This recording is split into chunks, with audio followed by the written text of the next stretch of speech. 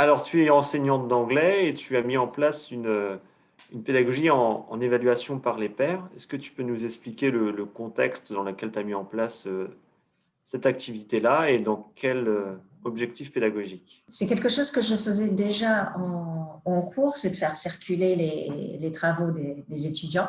C'est-à-dire que quand ils ont fait un travail écrit, souvent de groupe, ils ont rédigé quelque chose pour se rendre compte des idées des autres et pour pouvoir peut-être piocher des idées,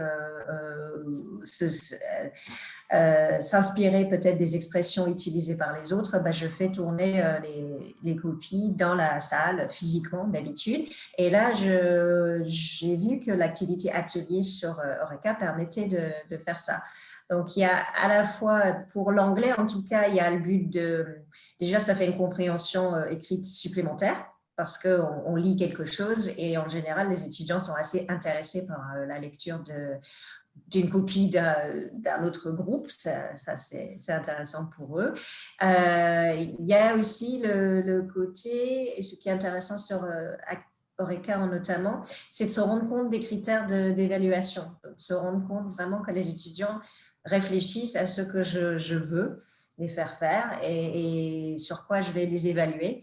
Et du coup, quand ils lisent la copie de l'autre, s'ils ont les critères d'évaluation sous les yeux, ce qui est possible sur l'activité atelier, ils peuvent vraiment se rendre compte de ce qui est demandé et ce qui est souhaité par l'enseignante, c'est-à-dire moi. Et donc, normalement, ça devrait leur permettre de progresser eux-mêmes par la suite, parce que de regarder avec le point de vue enseignant, d'avoir un regard différent sur leur travail. Et comment ça s'est passé chronologiquement? Quel travail ça t'a demandé à toi et quel travail ça a demandé aux étudiants? Ok. En fait, la première fois que j'ai fait ça en version atelier en ligne, j'avais déjà demandé un travail aux étudiants, un travail de rédaction en groupe. Donc, ils avaient un rapport à faire sur un article de presse, sur un sujet d'actualité. Et donc, ils ont rédigé en groupe déjà un travail. J'avais prévu de noter et j'avais déjà fait une grille d'évaluation pour ce travail. Et après coup, je me suis dit, ça serait peut-être bien qu'ils voient les travaux des autres et qu'ils puissent les évaluer aussi et se rendre compte des différentes idées qu'il y a. Et donc, dans un premier temps, il fallait un travail fait par les étudiants. Ensuite, le travail pour moi, c'est de mettre en place l'atelier, l'activité atelier. C'est quand même un petit peu technique dans un premier temps. Il y a pas mal de paramètres à gérer. Il y a aussi, surtout, pour que ça marche, une grille d'évaluation, finalement. C'est ça qui fait la clé de la réussite de l'activité. Donc, je peux partager éventuellement mon écran pour vous montrer comment la grille d'évaluation, la grille que j'ai proposée aux étudiants avec un barème et des explications. Et comme ça, on voit comment ils se saisissent de ça. Donc ça, c'est vraiment, à la limite, c'est le plus gros travail, c'était de réfléchir sur la grille d'évaluation, que ce soit assez clair pour que les étudiants le comprennent et soient capables de s'en servir ensuite. Et après, il y a un petit peu de gestion au niveau de l'atelier. Il faut attribuer des travaux aux étudiants et ensuite, une fois qu'ils ont évalué leur pair, il faut y aller, moi, évaluer aussi en utilisant la même grille d'évaluation. Et ensuite, il faut paramétrer pour savoir quel poids je mets sur mon évaluation à moi par rapport à l'évaluation des étudiants. Pour l'instant, j'ai pratiqué en mettant un coefficient 10 sur l'évaluation faite par moi et 1 par l'évaluation par chaque étudiant. Mais c'est peut-être quelque chose à réajuster. Ça se présente un peu, là, il y a différentes phases. Ça, c'est la partie un peu technique qu'il faut gérer. Il y a une phase de mise en place, une phase de remise des travaux de la part des étudiants et une phase d'évaluation. Donc là, c'est quelque chose qui est en cours pour moi. Et pour l'instant, c'est dans la phase d'évaluation. Les étudiants ont évalué et donné des notes à leur pairs. Et je vais vous montrer, c'est surtout moi, si j'évalue, ou eux, ce qu'ils voient. C'est ça qui est intéressant. C'est la grille d'évaluation, finalement.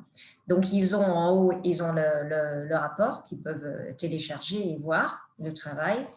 Et ensuite, les instructions pour l'évaluation. Donc, c'est en anglais.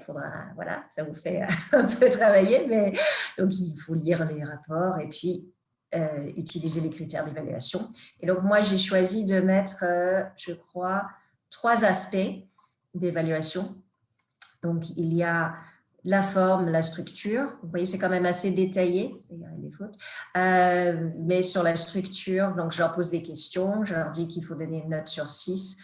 Est-ce qu'il y a un titre clair? Est-ce que l'article respecte bien la longueur que j'ai demandé? Est-ce qu'il y a la structure qu'on avait vue ensemble qui était introduction, findings, qu'est-ce qu'ils ont trouvé, les conclusions, les recommandations? Et est-ce que c'est facile à lire, bien organisé sur la page? Et donc, du coup, là, ils choisissent et ils mettent une note. Là, j'ai mis sur 6 et ils peuvent mettre un petit commentaire s'ils veulent sur cette partie-là.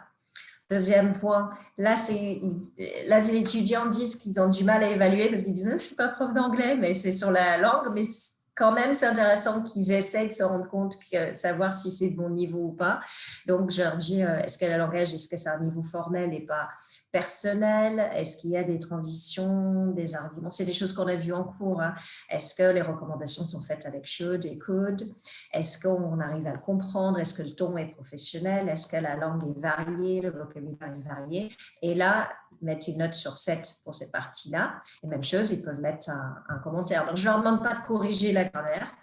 Par contre, moi, je mettrai des commentaires là-dessus, mais je leur demande d'apprécier quand même le niveau de langue. Ce qui peut être intéressant pour eux aussi de se rendre compte d'un niveau de langue dans un document. Et ensuite, sur le contenu, puisqu'ils ont tous travaillé sur le même sujet. Donc là, ils peuvent comparer par rapport à ce qu'eux, ils ont compris dans l'article. Donc, et sur le contenu, est-ce que c'est clair?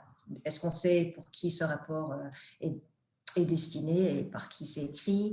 Est-ce que le sujet est clair? Est-ce qu'il y a assez de détails, de contexte? Est-ce que les conclusions sont en lien avec ce qu'ils ont trouvé? Est-ce que les recommandations sont appropriées pour le contexte? Est-ce qu'on comprend mieux le contexte, les problèmes? Est-ce qu'on comprend les actions qu'il faut mettre en place suite à la lecture de ce rapport?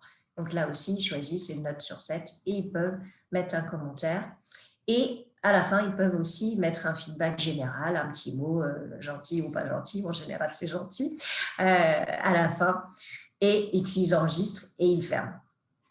Et l'évaluation est anonyme entre étudiants? Alors, normalement, ils m'ont dit, je crois que là, il faut faire bien attention. Et je pense que pour ta formation, ça serait bien de bien faire attention, d'expliquer comment faire. Parce que je crois que la première fois que j'ai fait, ce n'était pas anonyme et ça les a gênés.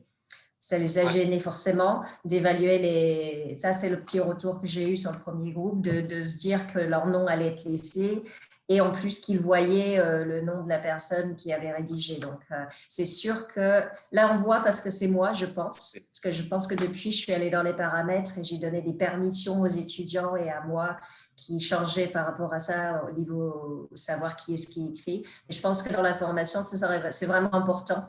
Ouais. Sinon, c'est très gênant pour eux de mettre des commentaires sur ils sont bloqués. Voilà. En effet, je crois qu'il y a moyen de rendre anonyme. Oui, oui, c'est ça. Je pense qu'il faut vraiment vérifier. Ça, c'est quelque chose avec l'expérience que c'est vraiment important pour eux que ce soit anonyme et qu'ils ne voient pas parce que c'est quand même compliqué d'évaluer et de mettre des commentaires sur les collègues. Et justement, par rapport à ton expérience, quel bilan t'en fais, toi? Comment tu l'as vécu et est-ce que tu as eu des retours des étudiants sur cette activité-là?